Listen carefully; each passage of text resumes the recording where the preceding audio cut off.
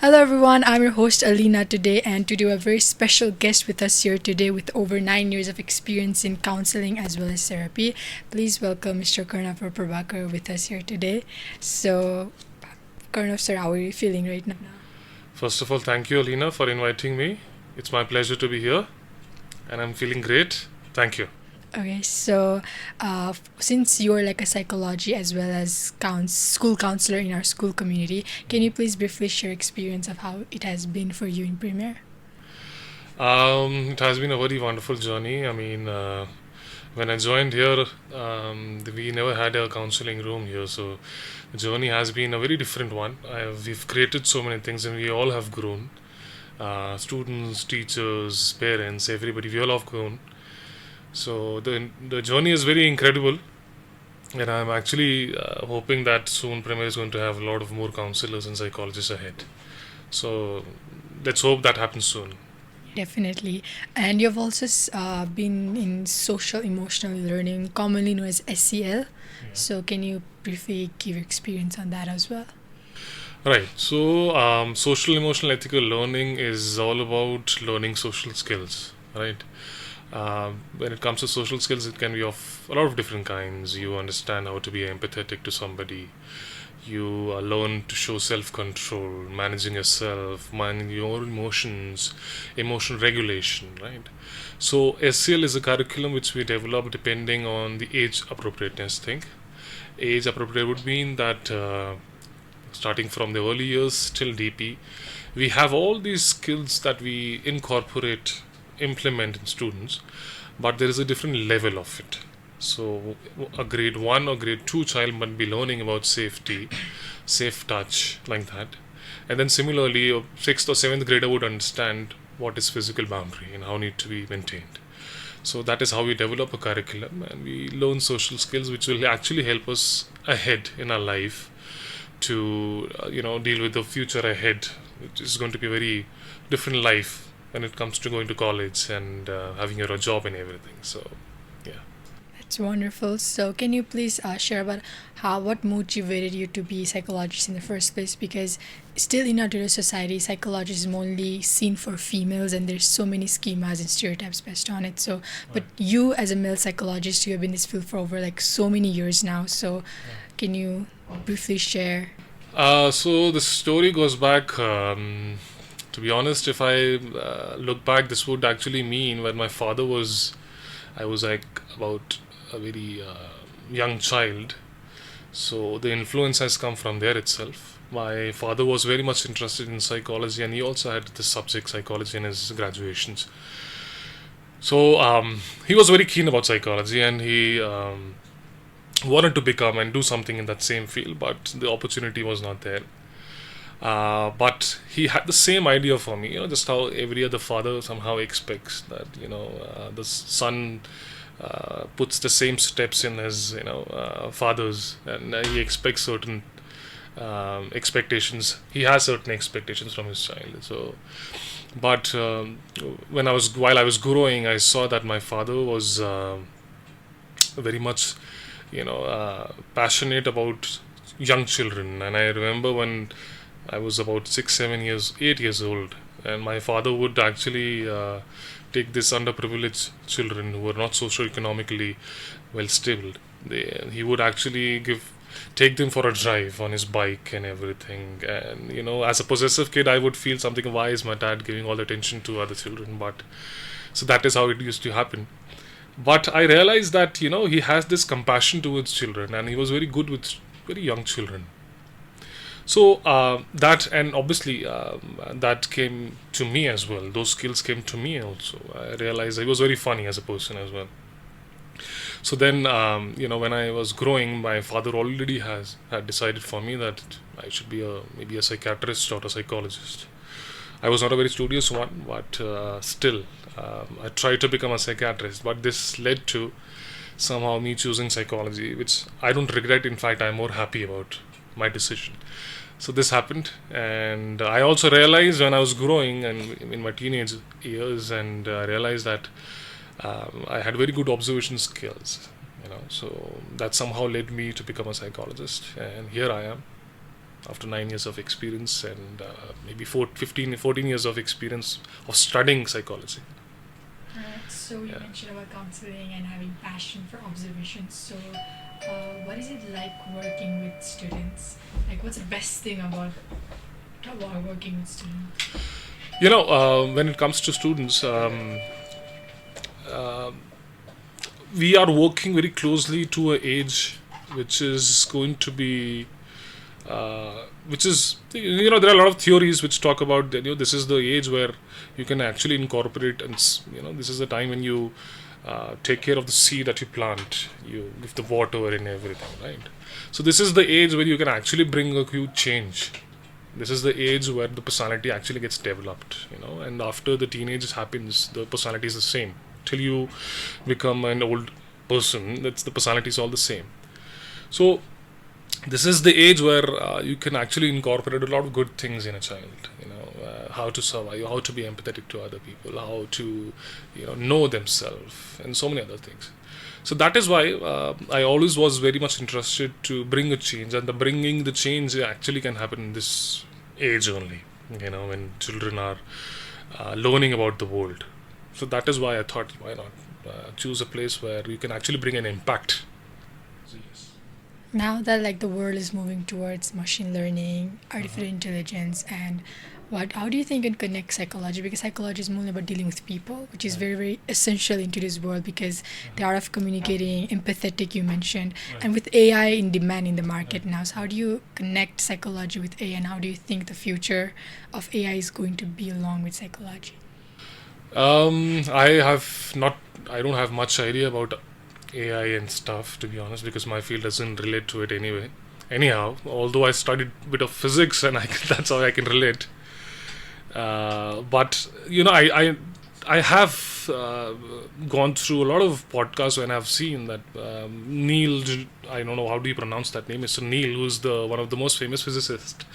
He has also said in his AI podcast that a lot of all these fields like psychology and so many other fields of all the services are going to be overtaken by AI in the future.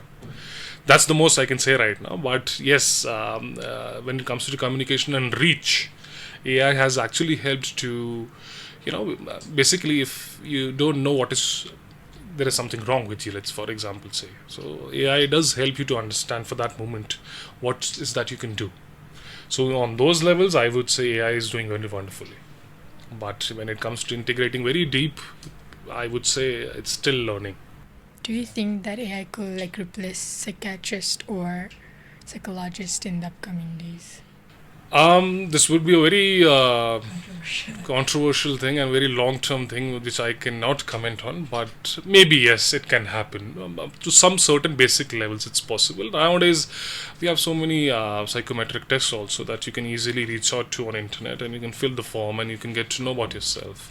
Today itself I was reading about one of my psychology students FA assessment, and she wrote about how even the assessments which are about personality, let's for example say, she filled one of those assessment form and she couldn't relate to that, right?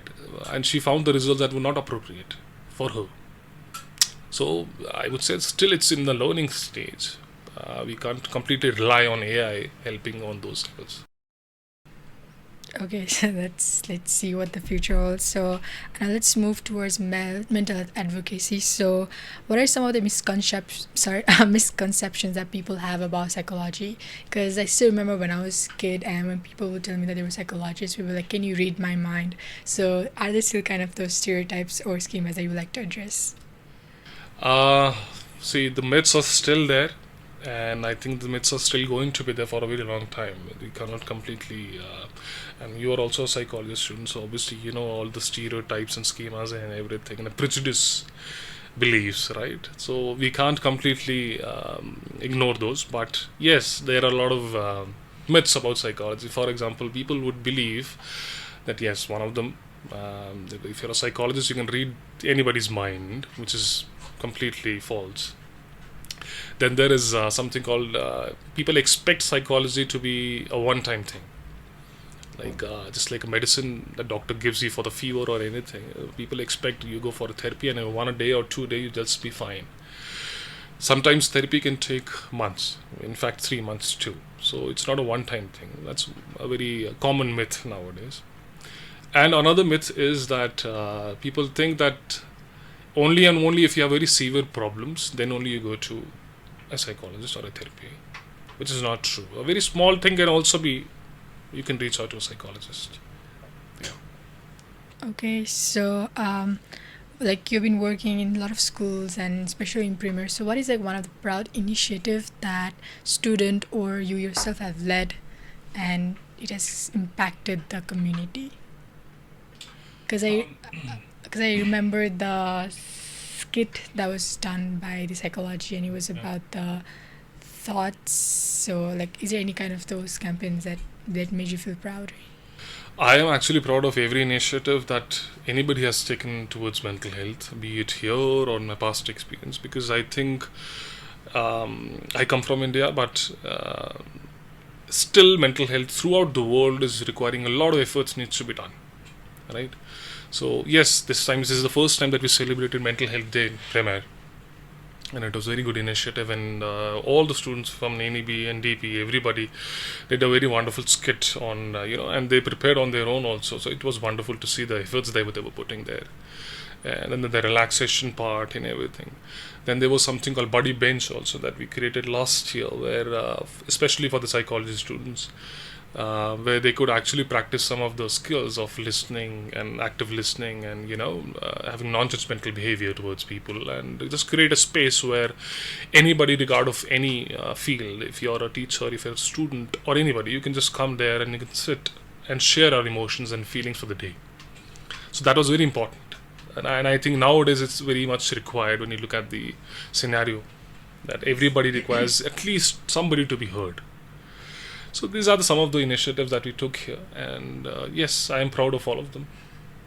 I remember having this conversation with like one of the teachers yesterday or the day before yesterday, and the teacher mentioned that the rate of mental health from like the data for past 5 years risen to like more than 105%. So, and that it was because of the use of, let's say, gadgets, digital age. But how do you think that a person, especially a student, to balance between the use of digital as well as the mental health well-being?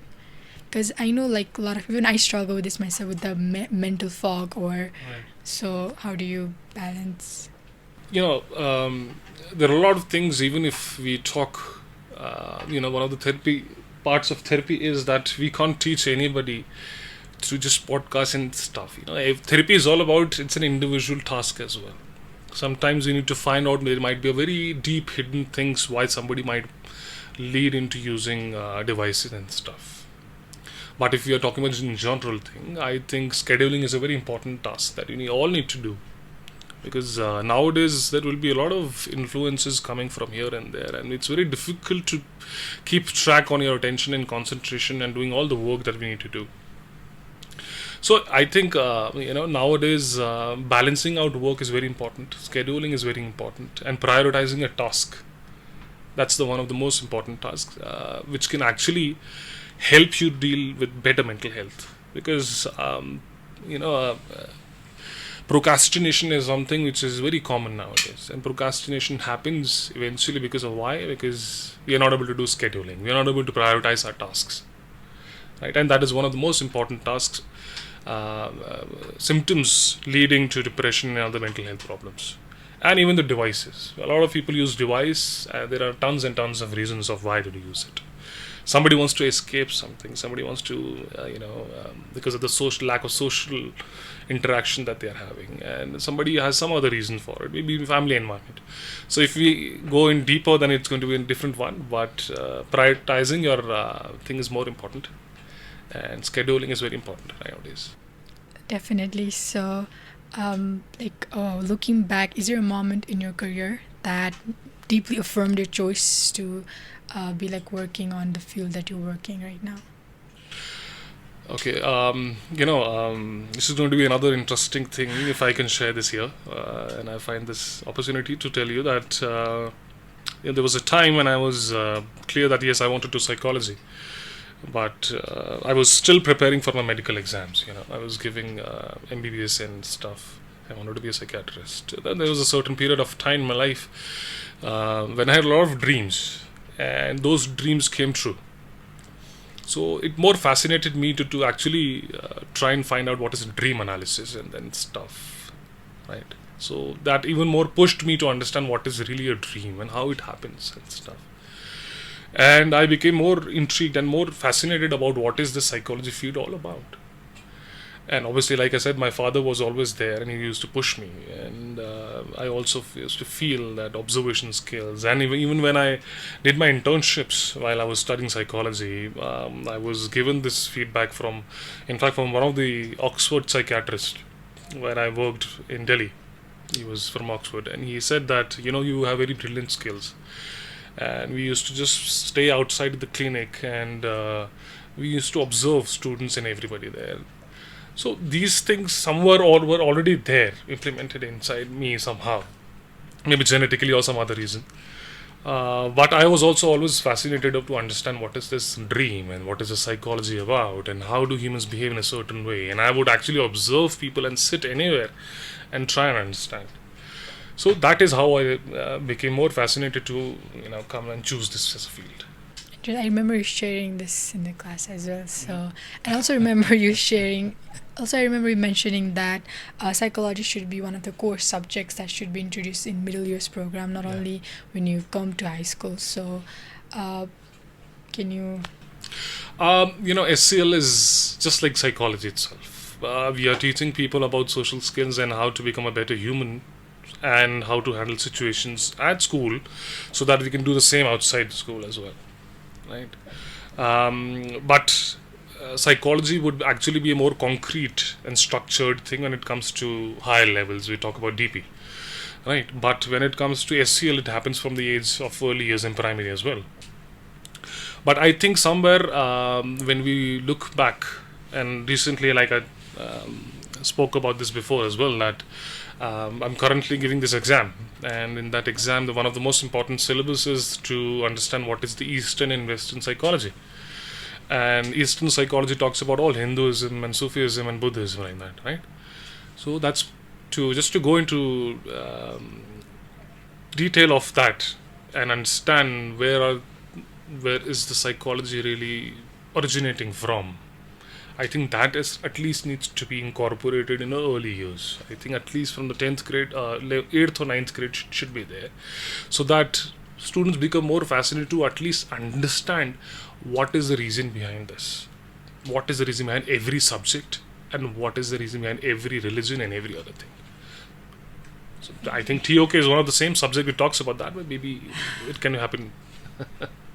So let's play kind of a quick game, rapid fire question. So you're supposed to kind of answer this without taking second thoughts or anything. So just say whatever comes to your mind. So make it quick as much as possible. So one mental health myth that you like to bust. That psychology therapy is not for everyone. It is for everyone. What book or tool you recommend to every student? 2 books I would say: Incredible Teenage Brain and Elephant in the Brain. One habit that has helped you stay mentally strong. Meditation. And what does mental wellness mean to you personally? I always take out time to do whatever I can, and I don't judge myself. That's the way. So now that we have come to the end of this episode, what advice would you give, especially for high school students who's been balancing a lot of things, and how do students should deal with anxiety, stress management, and everything? I think one of the most important things to realize nowadays is that we are doing a lot of things that others are telling us. Even if it's our parents, even if it's our teachers and everybody. But we sometimes forget that there is a self also that needs to be taken care of. So I think you need to first realize what is this self about.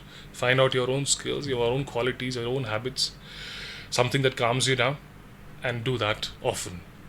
That's my advice. Thank you. Thank you so much, and thank you so much for coming and giving your time to us. It's a pleasure to have you here. Thank you so much. Yeah. Thank you for inviting me, Alina. Thank you. And from the team sides, we have a small token of love that was created by one of our students. So hope you like it. My goodness. Thank you. Thank you so much. Wonderful. Thanks.